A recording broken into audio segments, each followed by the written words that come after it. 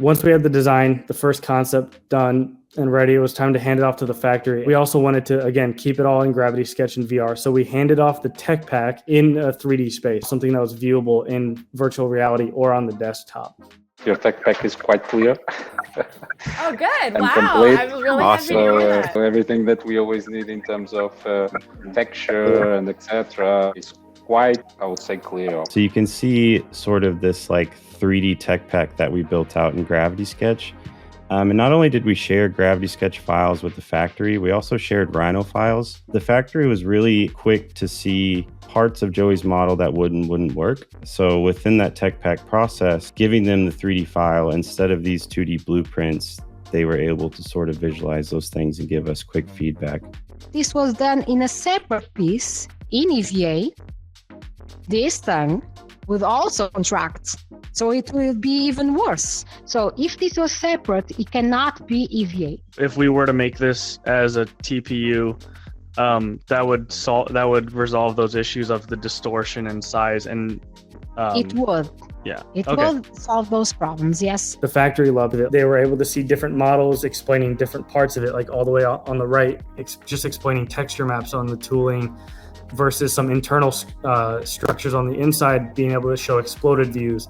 And then also just having those 3D files there as exact references of what they need to make as opposed to translating orthographic views. The revision process felt like much more of a conversation. Revisions were able to be done directly on the model, so there was less room for misinterpretation again. We kind of like redlined different curves and shapes and lines, but also the ability to make complex surfacing edits exactly how I want them to, because I'm modeling those revisions exactly how they want them, and it's the low poly like OBJ file in Gravity Sketch. It's easy to make edits on control points, similar to how you would like in Illustrator.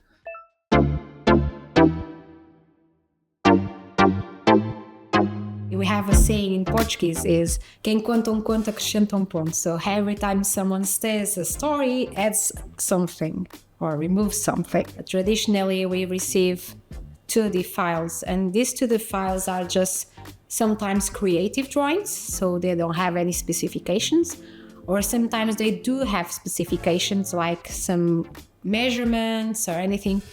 But when we translate this to 3D, actually it's hard because, you know, the scale and the proportions don't fit those measurements, or the last has a different pitch and we have to alter, doesn't have enough thicknesses.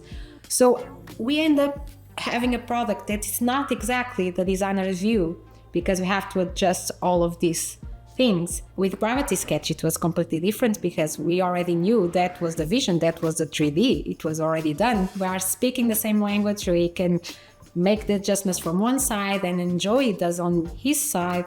And it was fairly easy. For example, I said, okay, see this angle, we cannot go that much, we need to reduce a little bit or something like that. And then the Joey just spot on, okay, let's do it. It was much, much easier. It could comply to the designer's vision and also save me a lot of time. Overall, I think one of the most important things that we found from this session with the factory is that because we were able to have such a more quick back and forth conversation of why they think we need to make changes, but also meet my design needs, we were able to have like dozens and dozens of revisions within a half-hour session, which led to, this is the first sample that we received. I think everything turned out really great, at least so far where we're at. The fact that this was the first sample and it felt much more finished and detailed and like exactly what I was envisioning, which often doesn't happen this early. So to summarize all that, this new workflow was more intuitive and collaborative. There's months of time to be saved by implementing 3D into your process where it makes sense. And there's also less misinterpreted communication with the factory. A big part of a designer's job is communicating their ideas as clear as possible. We're communicating to so many different types of people, and they all kind of have their own ways of translating our designs. And sometimes there's a lot of misinterpretation or a misunderstanding of what something is. That's where 3D plays an interesting role. You're getting what you're seeing, basically. There's not much interpretation there.